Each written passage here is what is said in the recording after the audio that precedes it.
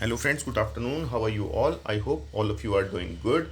Friends, पिछले 3-4 दिन से ना काफ़ी मैसेजेस वगैरह आ रहे थे मुझको कि मैंने जो वीडियो वगैरह अपलोड किए उसके कमेंट बॉक्स में भी, टेलीग्राम पे भी, कि जी सेंटर वाइज कट ऑफ का ना थोड़ा सा आइडिया दे दीजिए। सेंटर वाइज में बेसिकली ये था कि सीएलसी की लास्ट कट ऑफ कितनी जाएगी।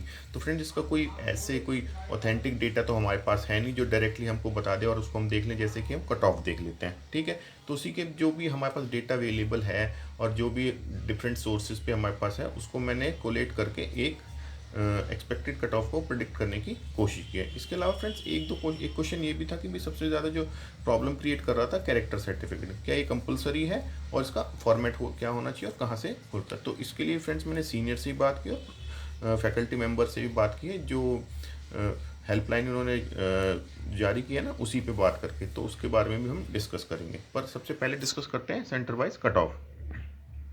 तो देखिए फ्रेंड, सबसे पहले इस साल क्या जाएगी उसके लिए ना हमें पिछले साल के डेटा पे थोड़ा सा रिलाई करना पड़ेगा। ठीक है, तो सबसे पिछले साल क्या था? पिछले साल जो 2021 में जनरल की जो कट ऑफ गई थी, मैं रैंक वाइज अगर बोलूँ तो 66 और कॉरस्पॉन्डिंग मार्क्स थे उसके 254। ऐसे ही सबका मैंने लिख रखा है, EWS में 88 और मार्क्स 232 एंड सो ऑन। ठीक है, तो फ्रेंड्स बात ये कि चलो ठीक है, लास्ट ईयर का इससे हम क्यों देख रहे हैं। ठीक है, द क्वेश्चन अराइजेस कि लास्ट ईयर का हम क्यों देख रहे हैं और इस साल का क्या होने वाला है। तो फ्रेंड्स उसका ना देखिए, उसकी मैं आपको रीजनिंग बताता हूँ। रीजनिंग क्या थी कि पिछली बार कट ऑफ कितनी गई थी इसकी? 232 जनरल की आई एम टॉकिंग अबाउट, और मार्क्स में। ठीक है, और सीएलसी कितनी गई थी? 254। फ्रेंड्स देखिए, तीनों सेंटर में ना 1/3 सीट्स हैं, 1/3 1/3 1/3। ठीक है, तो ऐसी सीएलसी में भी है, तो ऑब्वियस सी बात है रैंकर्स उसी को चूज़ करते हैं। ठीक है, तो उसमें 254 गया था। इस साल क्या जाएगा फ्रेंड्स? इसके लिए ना हमने एक छोटा सा ना सर्वे किया। सर्वे भी टेलीग्राम पे था, देखिए, और अबाउट 700 कैंडिडेट ने उस पर रिस्पॉन्ड किया। ठीक है, तो हालांकि स्मॉल नंबर है, आई अंडरस्टैंड, बट ठीक है, for our study we can go ahead with that data only. ठीक है, तो फ्रेंड्स उसके हिसाब से मैंने जो प्रिडिक्ट किया है 260। अगर किसी को ये देखना कि क्या हो सकती है, तो फ्रेंड्स ये आपके सामने स्लाइड है, आप इसमें देख सकते हो। और अगर किसी को जानना है कि कैसे, तो उसके लिए थोड़ा सा वीडियो और देख लो। उसमें हमने क्या किया कि जो हमने अपना सर्वे किया उसमें ये था कि भाई 260 से ज़्यादा किसके कितने मार्क्स आए, कितने लोगों के मार्क्स आए। तो उसमें था कि 28% ऑफ जो कैंडिडेट्स रिस्पॉन्डेड ना, उनके मार्क्स 260 प्लस हैं। क्योंकि सीट्स कितनी है? 33% हैं। तो ठीक है, और 28% ने उससे ज़्यादा रिस्पॉन्ड किया है। तो हम इसमें थोड़ा बहुत अगर उसको एडजस्ट करें तो, और पिछले साल से भी थोड़ा सा कंपेरिजन करें, तो वो 260 के आसपास ही होने वाला है। उसका रीज़न क्या है फ्रेंड्स? उसके लिए अगर आपको पूरी कट ऑफ देखनी है कि भाई मैंने क्या प्रिडिक्ट करी है, ठीक है, not for CLC but for faculty, तो उसके लिए एक और वीडियो है मेरी, उसका मैं लिंक डिस्क्रिप्शन बॉक्स में डाल दूंगा। ठीक है, वैसे मैंने उसमें प्रिडिक्ट की थी 240 की थी मैंने जनरल के लिए, थोड़ा बहुत इधर उधर हो सकता है, मार्जिन के लिए हमने लिया हुआ है। तो ऐसे ही 254 से, देखिए हमें रेंज चेक करना पड़ेगा।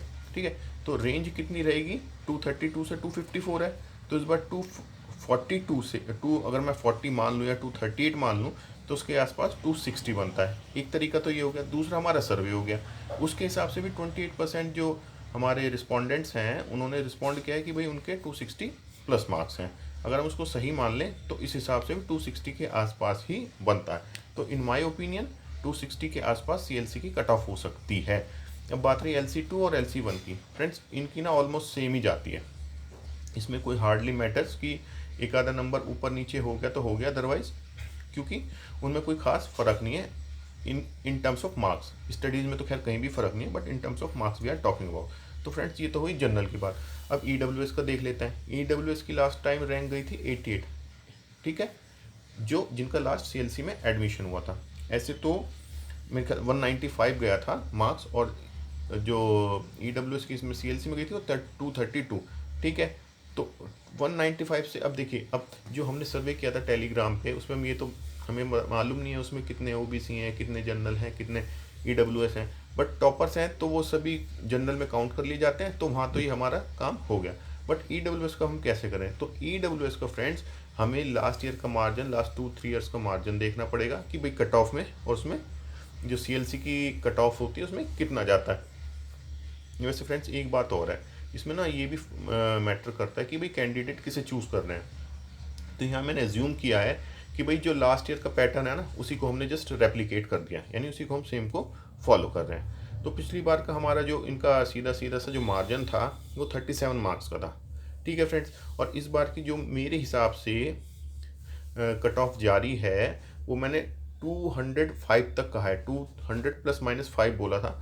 तो मेरे हिसाब से एक तो EWS का ना प्रिडिक्ट करना सबसे मुश्किल होता है, रीज़न बीइंग कि उसकी ना अवेयरनेस बढ़ रही है, तो ज़्यादा से ज़्यादा लोग सर्टिफिकेट बनवा रहे हैं, तो ये इट में गो अप ऑल्सो।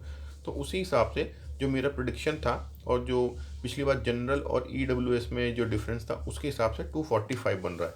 ठीक है, जनरल में हमने दो तरीके से उसको चेक किया था, कैसे, एक तो पिछले साल का मार्जिन और इस बार का टेलीग्राम का सर्वे। EWS में हमने कैसे किया, पिछले साल का मार्जिन और पिछले साल का ही जनरल और EWS के बीच में जो रैंक्स का डिफरेंस था, आई एम सॉरी मार्क्स का जो डिफरेंस था। ठीक है, तो उसका बन रहा है 245 के आसपास होना चाहिए। OBC में क्या है, OBC में पिछली बार 105 रैंक था और मार्क्स है 215, जबकि उनकी कट ऑफ जो थी फैकल्टी की वो थी 190, आई एम सॉरी 184। तो इसमें भी गैप लगभग लगभग वही 31 का बन रहा है। इस बार जो मैंने प्रिडिक्ट की है वो मेरे हिसाब से 195 के आसपास जानी चाहिए। 195 से कम ही जाएगी, ठीक है, 190 के आसपास ही जानी चाहिए, क्योंकि 195 पे मैंने प्लस माइनस 5 बोला है। प्लस माइनस 5 मैंने इसलिए दिया, एक तो एडजस्टमेंट हो जाती है और इसी के बीच में फर्स्ट और लास्ट कट ऑफ होनी चाहिए। हालांकि OBC में काफ़ी फ्लक्चुएशन आते हैं, लेकिन इसको अगर हम फिर भी 190 भी मान लें, ठीक है, तो वो मार्जिन के हिसाब से हम देखें तो वो 220 के आसपास ही बनती है। Same is with SC। ठीक है, SC में लास्ट टाइम जो लास्ट 129 वाला रैंक वाला कैंडिडेट था उसको CLC मिल गया था, जिसके मार्क्स 191 थे। इस बार भी SC में बहुत ज़्यादा चेंजेस होने के चांस मुझे नहीं दिखते हैं, बट फिर भी 195 के आसपास हो जाना चाहिए। ठीक है, हालांकि कट ऑफ तो उनकी 156 गई थी इस बार, और इस बार भी कट ऑफ उनकी 160 के आसपास ही जानी चाहिए, क्योंकि उसमें नंबर ऑफ कैंडिडेट्स में बहुत ज़्यादा जो हमारी डेमोग्राफी होती है, जो उसमें जो नंबर ऑफ कैंडिडेट्स उसमें बहुत ज़्यादा चेंज नहीं आता है। सबसे ज़्यादा चेंज आता है EWS में, ठीक है ना, और ST के तो उसका तो सबसे अलग ही रहता है, क्योंकि वहाँ पे जो नंबर ऑफ कैंडिडेट्स हैं सबसे कम होते हैं और सीट्स भी उनके हिसाब से ऑलमोस्ट उनकी जो, ठीक है ना, जो मतलब अगेन वही डेमोग्राफी चेंज सी नहीं होती, वो सेम से ही रहते हैं, नंबर ऑफ कैंडिडेट्स भी, सीट्स भी उनकी, मतलब उसके कॉरस्पॉन्डिंग जो रेशियो होता है एप्लीकेंट टू सीट्स वो लगभग सेम सा होता है। ठीक है, लास्ट टाइम इनकी क्या गई थी जी, 177 रैंकर जिसका रैंक आया था उसको मिल गए थे CLC में एडमिशन, और उसके मार्क्स थे 143, जबकि कट ऑफ गया था 91। देखिए फ्रेंड्स यहाँ कितना डिफरेंस है, ठीक है ना, 91 से सीधा 143। ठीक है, इस बार भी मैं एक्सपेक्ट कर रहा हूँ कि 150 वाले को मिल जाना चाहिए, looking at the margin of last year. ठीक है फ्रेंड्स, तो ये मेरे प्रिडिक्शन थे, लेट्स सी, और बेसिस ऑन सम स्टडी है, सम डेटा है, ऐसे ही मतलब ठीक है, केवल ऐसे ही कोई तुक्के नहीं मारे हैं। ठीक है, इसके बाद एक और क्वेश्चन था कि भाई कैरेक्टर सर्टिफिकेट, देखिए फ्रेंड्स कैरेक्टर सर्टिफिकेट कंपलसरी है। ठीक है, लास्ट ईयर तक वो नहीं मांगते थे, पर इस बार मेरे डिफरेंट फैकल्टी मेंबर से हुआ है, क्योंकि सबकी डिफरेंट ड्यूटीज़ होती है, टाइम स्लॉट उन्होंने दिए हुए हैं हेल्पलाइन के, तो सभी ने कहा कि भाई इसमें लिखा हुआ है और ये ज़रूरी है, कंपलसरी है लाना। तो इसमें भी हम 2 कैटेगरीज में इसको डिवाइड कर सकते हैं। जिसके पास कॉलेज या school I am sorry university से मिला है तो वो तो, और लेस देन 6 मंथ्स ओल्ड है तो उनका तो काम हो जाएगा। जिनको 6 महीने से ज़्यादा हो गए उनको फ्रेश चाहिए। तो friends who is competent to issue character certificate, देखिए वैसे तो गेस्टेड ऑफिसर होते हैं, गवर्नमेंट के कोई भी गेस्टेड ऑफिसर इसको इशू कर सकते हैं। ठीक है, और मैं एक बात और बता दूं, जो PSUs होते हैं ना, जैसे बैंक्स वगैरह गवर्नमेंट बैंक्स हैं, ये एलिजिबल नहीं होते, कम्पिटेंट नहीं होते इशू करने के, तो उसका थोड़ा सा ध्यान रखिएगा। फॉर्मेट इसका कोई होता नहीं है, उन्होंने कहा कि भाई बस ये लिख दीजिए कि गुड मोरल करेक्टर बस, और गूगल कर लीजिए जो भी आपको ठीक सा लगे, हमारा कोई रिकमेंडेड फॉर्मेट नहीं है। और फ्रेंड्स एक इसमें एक कैच ये है कि अगर किसी गस्टेड ऑफिसर नोन नहीं है तो फ्रेंड्स दिल्ली या आसपास के जो भी NCR में म्यूनिसिपल कॉरपोरेशन होती है ना, जैसे MCD है यहाँ पे, या गाज़ियाबाद में गाज़ियाबाद नगर निगम है, जो उसके काउंसलर होते हैं, एक सीनियर से बात हुई थी, उन्होंने ही बताया था कि भाई उस काउंसलर से भी ना आप टेस्ट करवा के ले आओ, तो उससे भी काम हो जाता है। तो फ्रेंड्स ठीक है, मुझे इतना ही बोलना था, एक छोटी सी वीडियो बनानी थी, CLC की कट ऑफ भी हो गई और करेक्टर सर्टिफिकेट भी हो गया। ठीक है, और स्कोर कार्ड हम एक्सपेक्ट करते हैं कि नेक्स्ट 10 डेज़ में आ जाना चाहिए। इसके अलावा कोई और बात हो, कोई कहना हो, कुछ पूछना हो तो आप कमेंट बॉक्स में कह सकते हैं। और ऐसी और इन्फॉर्मेशन के लिए और उसके लिए stay tune at my channel. So take care, bye bye.